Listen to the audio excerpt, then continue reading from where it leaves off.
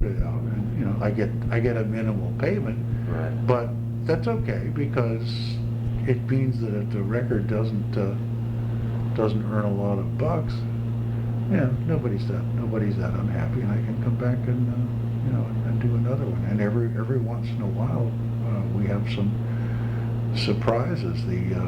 The calypso things that I've given them always do well. I've given them 2 or 3 klezmer things. For some reason, I don't think the klezmer stuff is done as well. I don't know why. Possibly because 2 of the 3 were about single artists, so that you see someone's name on the record cover, and if the name doesn't ring a bell, you keep going. But if it says Klezmer Pioneers, Absolutely. People will pick up on that. Yeah. And oddly enough, we're getting ready to do volume 3 of Masters of Turkish Music. Yeah. And they, I'm not sure where the sales for those things actually are, but Rounder says they've really done okay, and I wouldn't think Rounder would be that happy about them until they start getting above 3,000 or so. Now, do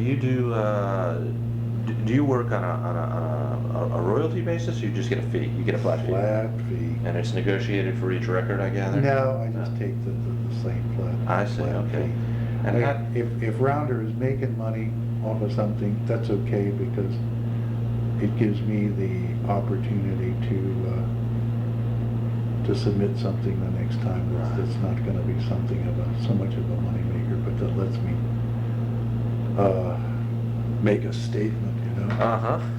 Well, the latest collection, you tell me how it's going to do. It's Shango and Shouter and Obeah songs from Trinidad, and mostly not tribal stuff recorded in the field, but it's songs about these various varieties of religious experience, if you will, taken from commercial documents from the 1930s. And me and a couple of other people, especially a lady who's on the faculty at UWI down in Jamaica, went to great lengths to transcribe and try to, mostly phonetically, but to actually do some translation and analysis of a lot of this Yoruba language stuff, which ain't easy because it ain't African Yoruba, it's Trinidad Yoruba. So an extraordinary amount of effort has gone into this project. 3,000 records? Well, I think it's to the right 3,000 people. Maybe there'll be some impact out there, even if it doesn't make the top 20 or something. But that's the kind of thing I have license to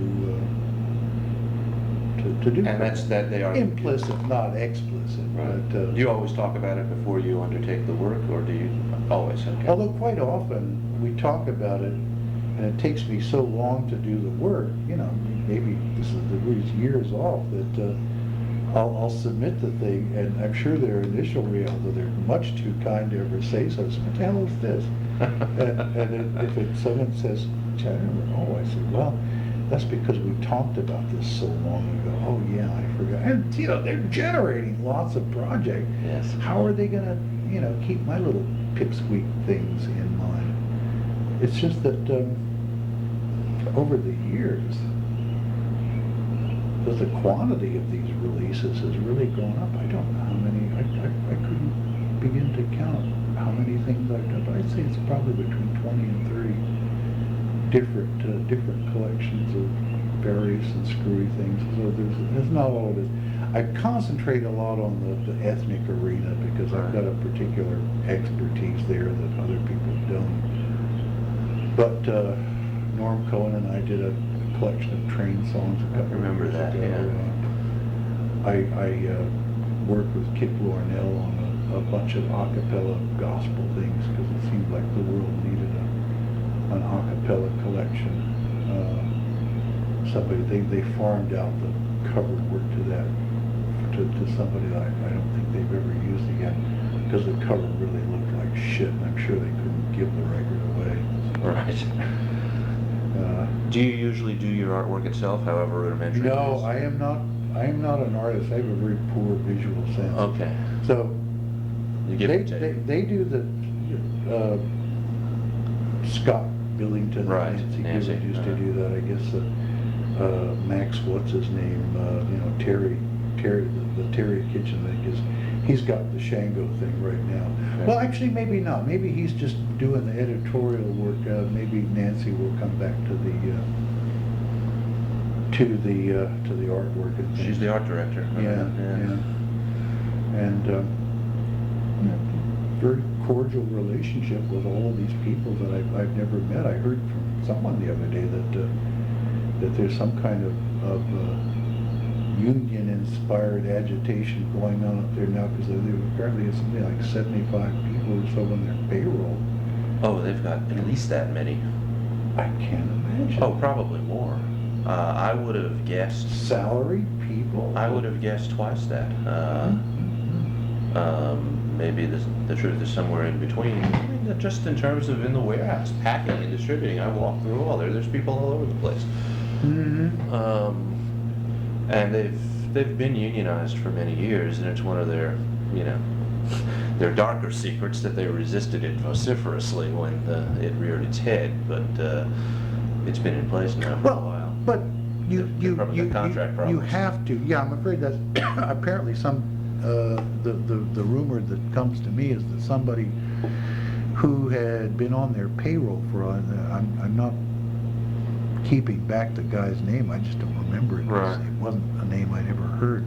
Was like a shop steward or something, and apparently the guy's, the guy wasn't performing and he got fired. Yeah. So the the rest of the unionized people are up in arms. Well, I can't imagine people with the instinctive sort of old left sympathies that Ken and Bill and Marion all have. All of a sudden, their little basement business is expanding. They've got a workforce, and all of a sudden, it's not like they woke up one day it was different from another day. They just, one day they're management. Right. And how do you balance that with your old social, political sympathies and needs? I've never discussed it with them. One way they do But it is. I can't imagine that it's always so easy when it comes down to concrete problems like that. Yeah, one way they do it, and this is just conversation. Obviously, it's secondhand for me, and it's some of it is perception, my own perceptions. But I think one way they do it is to simply recognize that there are a lot of people who rely on them for their income. A lot of people feed their families off their rounder jobs. If there is an isolated, when you become management, when you employ, let's say, 100 people, if there's a problem with one person not pulling his weight, you have to recognize how that impacts a lot of other people if it starts hurting the company. And that's how they rationalize it. And I'm not saying rationalize is a pejorative. That's how they explain it to themselves. This person's got a problem. 50, 75, 100 other people depend upon the continuance of this company. And they have daily problems as well. So, and there's validity to that. Sure, there is. And if they weren't out there doing their particular job, either nobody'd be doing it or somebody else would be doing a different job a different way. And so I think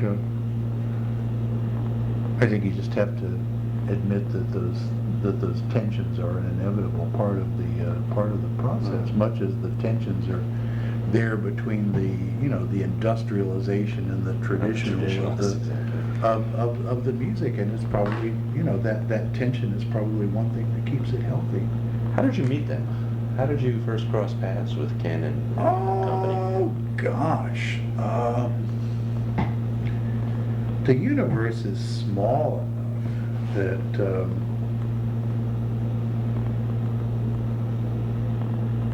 I guess My first introduction to them was seeing a long play record by some. I probably still have the record, and I can't remember what the name of the little band was. It was like, a New England faux old timey fiddle and banjo. Right. I still remember the Spark Gap Wonder Boys. Yeah, that's it. That's that. Pluck Old Hen, the Dow Jones Yeah. Average, which I thought was very funny, and include a hip urban sensibility. There was a new sort of sophistication to the album design and the fact that somebody believed so much in their little joke that they were willing to build an album cover around it. I mean, I guess the 1960s gave record producers the freedom to do that, but almost immediately that gets followed up by a really solid collection of George Pegram's music. Right. Well, they were actually released simultaneously. Oh, they were? Yeah. Oh, okay. George Okay. Pegram, George Pegram has the distinction of being designated rounder number 1. Spark Gap is rounder number 2. Oh, okay. In truth, there was no differentiation in the production time. Okay. So anyway, so you saw the Pegram as well. Well, it's funny, my memory, which has been known to play tricks,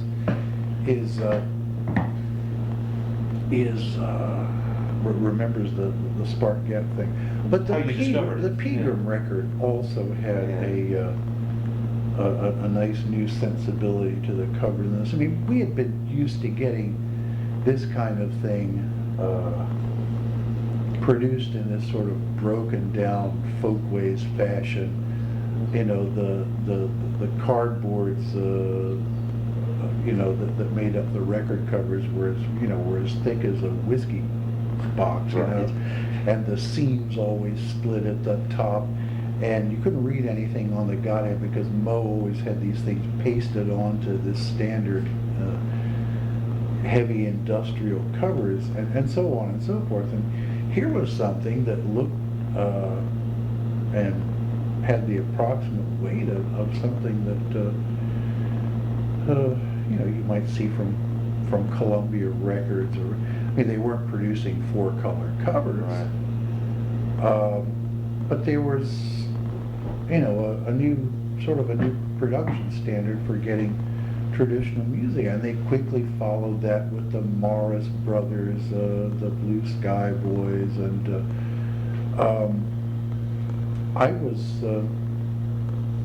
I'm not sure that they didn't find me, but I remember very soon after that having them as guests in my little Tacoma Park, rear of the house flat, Uh-huh.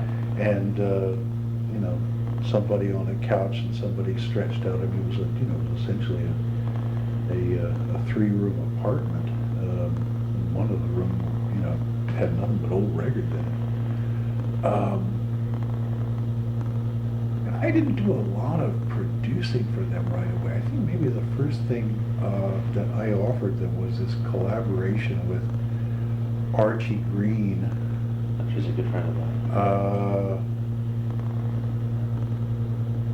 Yeah, that's right. You're from California.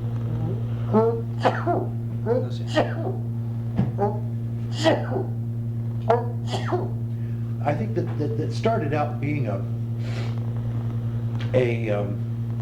composite black and white, compilation of work songs, derived from old 78. What he ultimately did for John Edwards Memorial Foundation that Art Hooley put out and everything, but a lot of it wasn't very good. But Archie cares far less about musical quality than he does about the stuff that's in the text. Archie, for somebody who likes music as much as he does, he's not very musical. I don't. I may have even said that to his face. But so instead, Archie or somebody wanted to just limit it to black stuff. So we did, and then, we managed to put some horn blues, Burt Williams, Snooky and Moody singing about a stockyard strike in the, in Chicago in the 40s.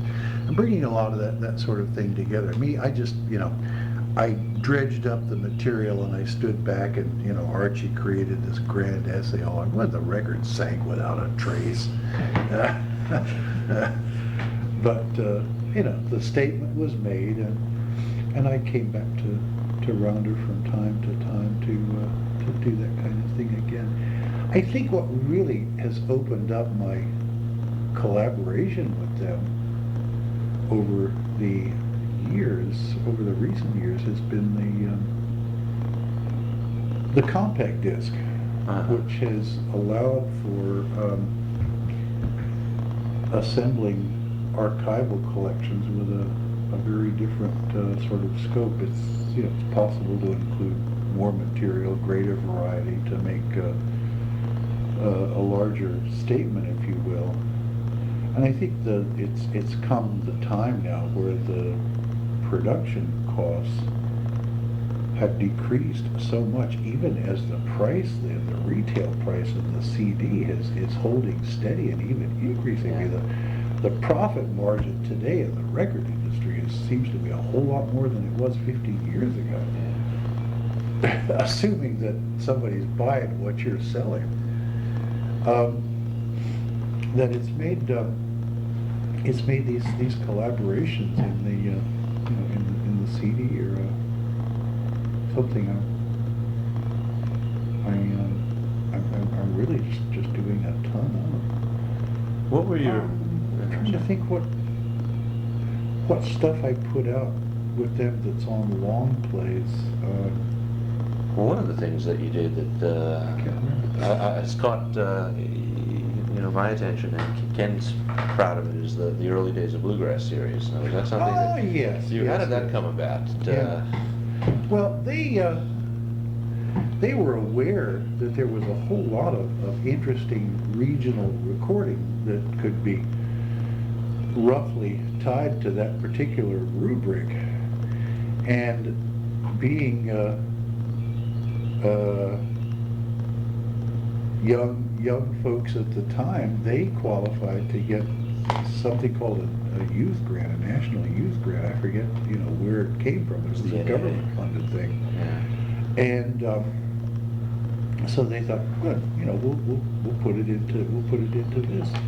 So once again, I basically went out and dredged up the material, and I contributed such information as I had, which often wasn't much. And Ken, I think especially, went out and did some very impressive bush beating. I guess the grant had some travel money in it, because he went and turned up these incredible people whose names had only been something we'd seen on a record label. I'd like to. I wish that some of that would be reissued again, and we could probably redo some of the annotations a little better. We certainly could make new transfers of that material and probably get it to sound better, because the dubs I made were not all that sophisticated. This was, what are we talking, 25 years ago? It started in the mid-70s, 25 years ago.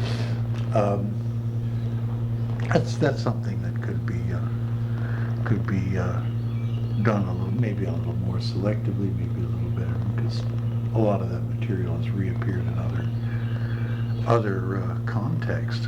But there's still a lot of stuff on these little Kentucky, North Carolina regional labels in the 40s and 50s that remains fascinating, even if the sound quality was execrable.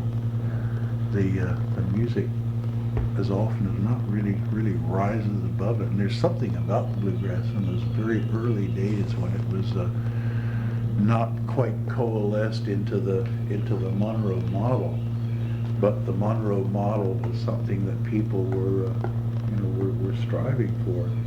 So that you hear this wonderful Stanley Brothers broadcast from 1947 that survives in Carter's calling Ralph the kid with the fancy banjo, which is what's his name called, Earl Scruggs on the Opry.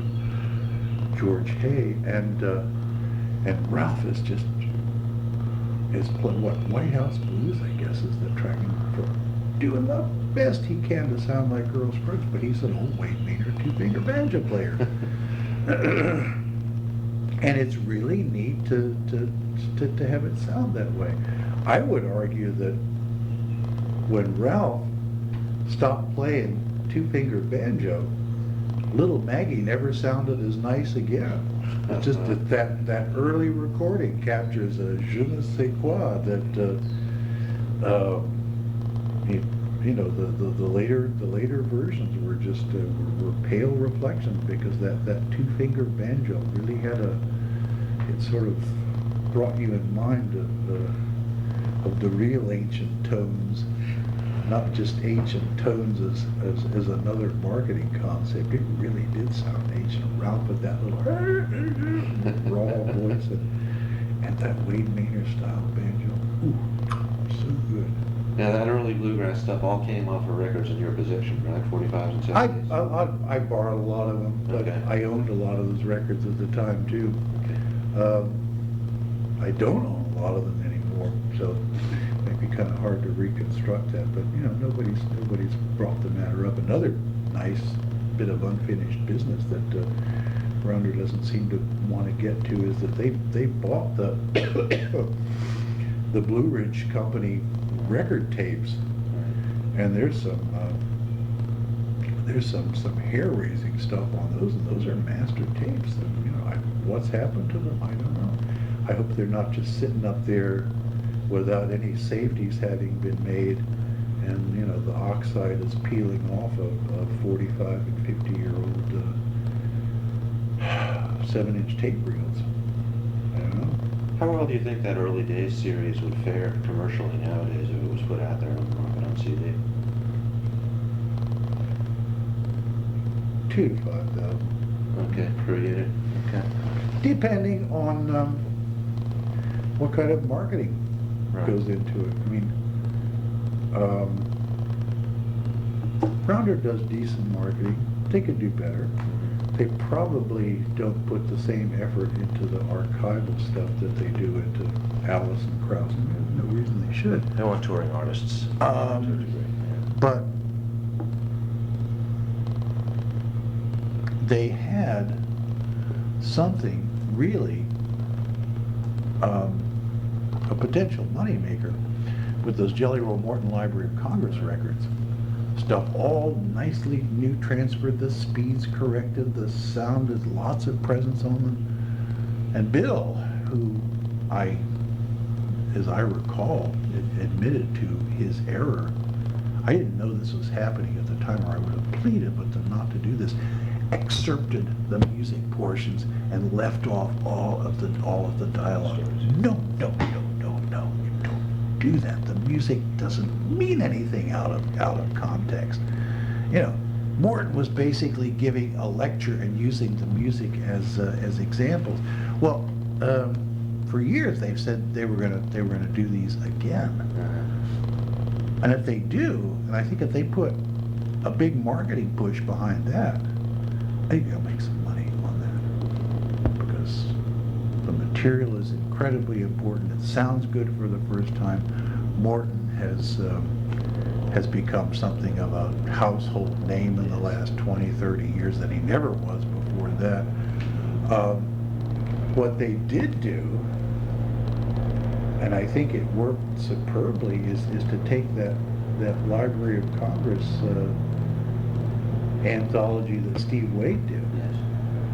And of course, Steve had a large part in that too, because he really worked on that marketing effort too. But that record took off. I mean, it deserved to. It had the quality and the content, and was really, if you only had one collection of Library of Congress material to take to your desert island, that'd be the one.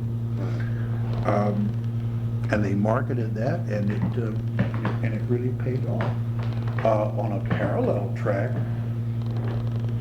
I was astounded what the Smithsonian was able to do with that Harry Smith anthology, where they didn't, Now that I did know about. I did plead with them. I said, let me get you some fresh transfers of these old records. Don't go back to those 50-year-old tapes. Yeah. I couldn't get everything. I guess I was able to get my hands on about a third of those things and get fresh copies made. So it doesn't sound too bad, but there are a lot of places that. But who cares? They went out there and did a marketing blitz, made some kind of a Latter-day Saint out of Harry goddamn Smith. Yeah. And the last I heard, that thing was still selling, and apparently it's gone like 85,000 units. Which for an old collection of Lemon Jefferson and the Carter family and the jug bands, that's astounding. Right. But of course, nobody was buying the music. They were buying Harry Smith. They were buying Joan Baez and Bob Dylan and Jerry Garcia and all of then it must be good. They were buying a brief little trip backstage into some of these pop performers' cultural lives. But it worked enough that Smithsonian made a pile of money on that. The real question is what I raised initially, and probably other people did with the Robert Johnson set. How many people listened all the way through? How many times have those 85,000 copies been heard in their completion? Those things have been listened to throughout probably more than the Johnson stuff, because the Johnson set was really badly done. They still haven't gotten. And how many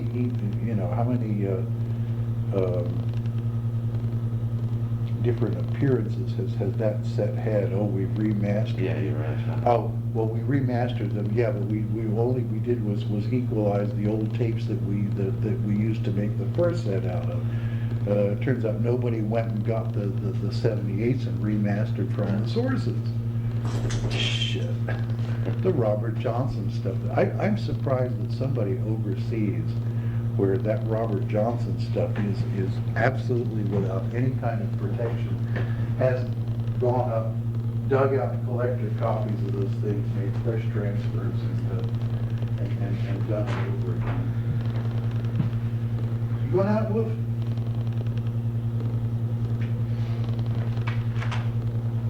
Ken wanted me to ask you about the flying saucer. Oh, well, that's an And interesting more story. aptly, the Louisiana Aces and your Louisiana jaunt with him. Oh, well, we headed south one time in 1974 while I was still running the bookmobiles for the local public libraries. I strictly took time off from my job. And Ken and me and Joe Wilson was on. We did that another time, and Joe Wilson was on. I guess that was later that year. We went to Reidsville, North Carolina, for the best bluegrass festival I ever heard of in my life. This was, I guess, earlier. This must have been in the late winter, early spring. We went to Montgomery and looked up John Lee, who was a blues singer, guitar player that had made a couple of just frighteningly good King 78s in around 1951 or so. He was in Montgomery and resembled Hank Williams in other ways. He was not a drinker, but he was curiously disinclined to be cooperative. I sensed a strong, black-white thing going on there. He came to the National Folk Festival that year, and essentially refused to perform the sort of thing that we brought him up there to do. Rounder brought him up to Boston to record, and for some reason let him get away with playing all this bad shit on the piano. I think that has to be near the very bottom of Rounder's sales. I don't even think I have a copy of it anymore. Unfortunately, that happened the following year when Bruce Baston and I went out to Felton, Delaware to catch up with another very elusive blues singer, Frank Hovington. Uh-huh. You ever heard that record? No. I know the name, that's all they may have sold a dozen copies. We were so enthusiastic about it that Bruce put the record out in England. Rounder put it out in the United States, much as they did later on with those Fred McDowell tapes that that I had done back in the early. That session, the Hovington session, and the McDowell session, those are my two triumphant field recording accomplishments. I got such horrendously good music on both occasions. The '74 one, however, has nothing to do with that because the John Lee thing didn't work out that way. So we went to Louisiana I had called ahead to this Menard's story about that is in this Oxford, Mississippi thing, the latest edition of this, where he talks about someone calling up and inevitably I say I'm calling from Washington. Oh, the guy thinks it's the FBI. No. That story gets told again and again. That was a John Hurt story when I first heard it. Mm-hmm. Yeah. Well, Menard tells it too. Okay.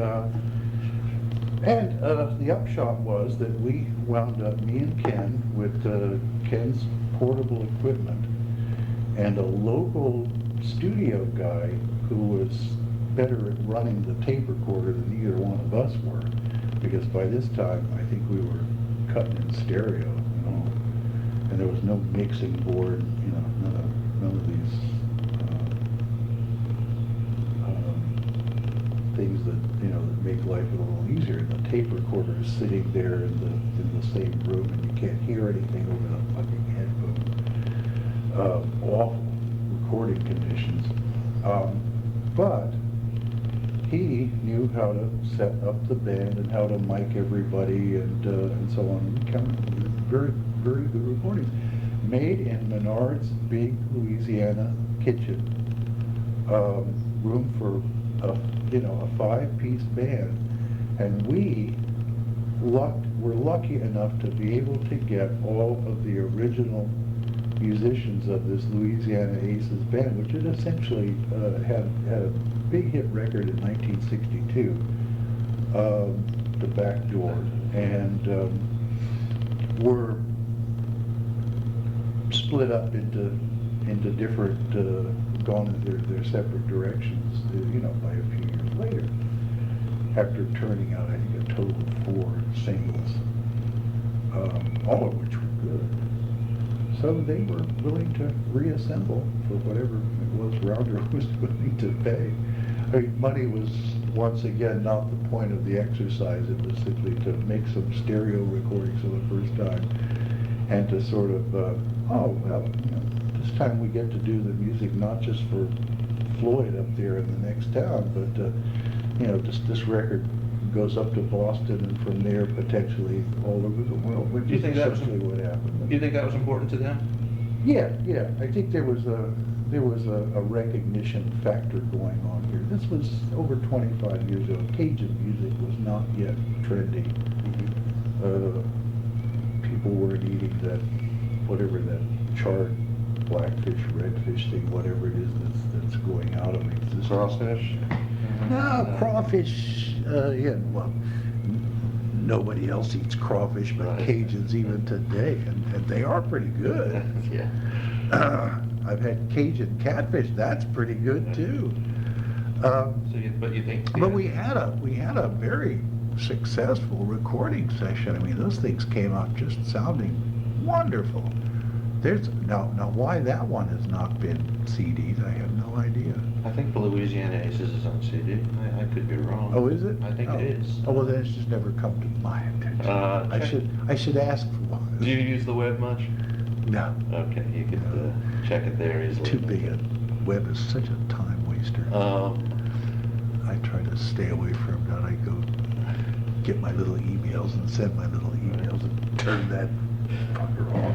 Now- Except when I'm writing something. Now, right now for Rounder, in addition to the Shango and Shouter thing, I've got to finish work on a polka collection that will be called Whoop Dreams. Is that your invention? I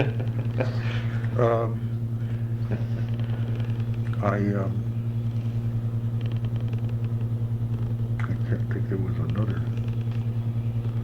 wonderful title that somebody came up with for another play. It was as good as that, but I didn't think of it. Henry Zapotnik did, and I can't think what it was we used it on. But Whoop Dreams is mine. And a real nice Bob Wills anthology that's only been held up because Sony made these crappy transfers. They really just sort of turned the no noise thing on and left it on, and nobody was listening to what they were doing. And they're about, I don't know, maybe a quarter or a third of the tracks that just have this intolerable distortion on them. And it's too bad because you can hear how great the originals sound, much better than the 78s ever did, because the 78s were also dubbed. The masters of the 70s were dubbed from the same sources that they're dubbing for us now. And so the originals of those things can just sound breathtaking. So I've got some notes for that down there that I'm doing too. It's not like I set out to say, well, I'm going to do this, I'm going to do this, but then just something, pops into my head, and I think, wouldn't that be nice? And I keep thinking, I'm going to run out of ideas, and then something else pops into my head that I think would be nice to do. And as I say, in every case except one, maybe it's because I work cheap, it's because the projects don't cost, and because they feel some commitment to having the past be, a part of their offerings. We keep on doing this. In the Menard sessions, who chose the repertoire? Was it the band or DL? Or Band. Okay. Ken, have you do anything about that? All I knew was the repertoire that they had put on those The singles. Yeah. And is that how you discovered them? Just through repertoire? Yeah. I had been driving through the area earlier, and I had heard the Back Door being played on the radio, and said, "Good gracious, what is that? Those folks really have something." Yeah. It turns out that was all done completely by accident, because as Menard told me, they had planned to do the thing quite a bit faster. He had seen the tune, he wrote the song. He had seen it as kind of a Cajun knockoff of Hank Williams' Honky Tonk Blues, which is still hard for me. I don't see a whole lot of relationship there, but he did. Okay. So they sang that, and Rebecca Ann, and then Menard had some songs that he had written since then, and they did one or two old things. Menard knew the old accordion player Dewey Segura, who had recorded in the 20s. Took me over there. We had this wonderful visit with old Dewey. Who was quite a storyteller. Dewey had been a professional bootlegger, and a very good one, a smart one, in the 20s, and had gone and cut these records and told this wonderful story of going down to New Orleans. He even had a picture of him and his brother sitting in the YMCA room in New Orleans when they were making the records, and talking about Frank Walker or whoever it was, and they get ready to record, and they said, "The only thing I ask is, I can't understand, anything you're singing, please don't sing anything dirty. He said, okay, and they didn't. Now, how did that music strike you? Because it's I mean, obviously, you know, Dewey Balfa had become kind of folk revival Cajun star, but it was very different music in a sense, the Menard Well, stuff in the 80s Dewey stuff. had and he hadn't. Dewey played that folk revival stuff with a certain amount of maybe detachment would be the right word. He didn't mind doing it, and Dewey, you know, loved tradition. He knew all those old musicians and those old songs. But Dewey, down home, was working with and I heard this, but it was a wonderful band, you know, a bar band, a dance hall band with drums and steel and you know, he put a pickup on his fiddle, and Nathan Absher was, you know, playing amplified accordion, the whole thing. They had a honky-tonk band, the same as anybody else. Okay. But simply because he had cut that record of Floyd Swallow with the double fiddles Right. and without the honky-tonk implements and everything, that record got to the folk revival people. Well, I still that's- remember Tracy Schwartz playing it for me and saying, "This is really wonderful." And I heard, "Yeah, it really is." Well, I had a lot of those Cajun 45s, and they were all in the honky-tonk model, so this sounded very fresh and different at the time. the Dewey stuff. Yeah, the Balfour Brothers, Right. the non-amplified stuff, and of course, Ralph Rinsler seized upon that to the exclusion of everything else, because Ralph didn't like that honky-tonk shit. You know? Yeah, Ralph shaped people to a fairly great degree, I gather. Well, he sure tried. Yeah. He couldn't do much with me. Because I never was temperamentally close to that whole Swarthmore Smithsonian folk revival. I mean, it was a very comfortable tent for somebody like Mike Seeger. But that was sort of when Mike turned his back on hillbilly music and began, you know, playing for the coffee house crowd. Right. And playing solo music, which I'm sure made all the difference in the world to his bank account, rather Yeah. than just going out there as part of a hillbilly band. But you know, Ralph was sort of the godfather to all of that. And, you know, the Swarthmore connections and the institutional connections. Ralph had some strange powers that I never quite understood how he came by them, and I wish I could have fed at that trough a little more often than I did, but Ralph knew dangerous characters when he saw them, so I was always at arm's length. You said that DL and the Aces were perhaps intrigued by the idea of recording for someone other than Floyd, and I think I once asked Bill Nallon how he thought George Pegram saw them, and he said, Bill said, I don't know if he thought of us as scruffy hippies who were just nice enough guys that he talked to us, or if he thought we were RCA. I don't have the slightest idea. Do you know if the Aces or Menard had a real sense of where Rounder sat in the recording industry pecking order from up north?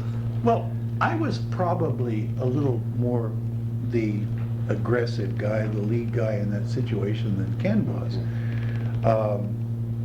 Ken was there as colleague, collaborator, and sort of backup, but I was the one who was at least pretending to some knowledge of the genre, the music, and a little bit of French and everything. So I simply said, you know, if we come down there, would you get all your guys together and cut a record for us? And I said, if I was honest, I mean, I don't remember any elements of the conversation. DL might remember this better than me, but I'm sure I told him, look, don't look to get rich on this or anything. Right. But once we did the record, we were able to. It worked out extremely well for Menard, because those other guys all had day jobs, local jobs. They were not interested in traveling. We got most of them up to the National Folk Festival. See, because I was on the board of the National Folk Festival then, and I could usually swing getting people like that to come and play the little Wolf Trap thing every year if I wanted to and was willing to work hard at it. And they did. I think Badeau, the guy who's the old 45s, say Badeau and Louisiana Aces. He was an older guy. He was a neighbor, friend, and played somewhat in the same style as Dewey Segura. Probably a better accordion player, but he really had. Badeau was one of the guards on not Forked Isle, but where they grow the McElhenney and Clark peppers, the red peppers, that make that Tabasco sauce. Okay, I know the. And security there is really because they've got a recipe that everyone else would like to have, and they guard it like Coca-Cola does with whatever its formula is. Because everybody would like to have those McElhenney and Clark peppers because it's the best tobacco sauce. It's one of the few brand loyalties I have. Well, old Badeau was one of the guards on that island. I don't know why they call those things island, because they are not bodies of land in the midst of water, but that's local usage. So it wasn't Forked Isle, but something like. Well, it says on every bottle of the Tabasco sauce. Anyway, that's where he worked. And that was a good job. He had all kinds of security. He would not even leave that to come to Washington to play the folk festival. We had the rest of those guys, and I think it was the last time that they ever worked together again. Who's still alive? Because Papa Bear, the drummer, is gone. Tuche, I don't know if he's still living. I don't know where those guys are today. You'd have to ask Menard, but he basically never worked with any of them again. Yeah. But that's all right. He was self-contained. He had his songs, and he had that Hank Williams style that appealed to people. For me, the records he made after that were usually not very good. It was like there was no